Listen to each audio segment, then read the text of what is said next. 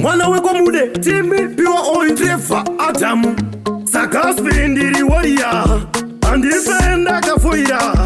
Ane bonji ano makwa Baro ikore nino mutanzwa bata Ndine bore nini nweta kungekaka Ndina masa nyongwe mana kandimaka Wekwa mude nini rama jungwe fighter Ustikira zaita nukutini ndiri kamba Atinga yetwe blind ine life Pakudiwa chicken ine rice Kore rino dine stubborn faith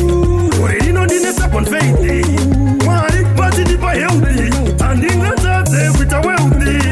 Kore rino dine stubborn faith Kore rino dine stubborn faith Mwari pati dipa healthy Andinga tate kuita wealthy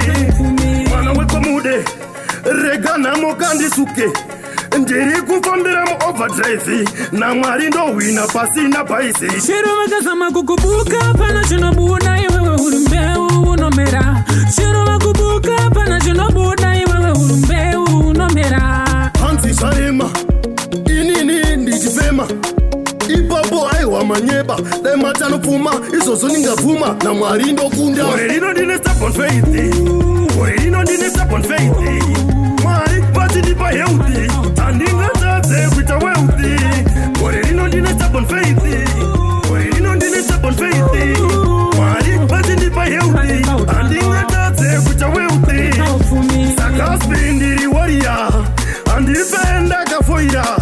Ane bonji ano makwa Varo ikore rino mutanzwa bata Ndine bore nini nweta kungekaka Ndina masa nyongwe mana kandimaka Wekwa mude nini rama jungwe fighter Ustikira zaita nukutini ndiri kamba Atinga yetwe blind ine life Pakudiwa chicken ine rice Trevor Adamu ipapa huri raiti Life ifana kwenda mdenga kunga kaiti Kore rino dine stubborn faith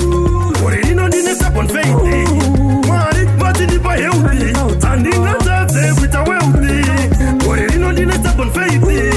Kore rino dine stubborn faith Mwari pati dipa healthy Andinga tate kuita wealthy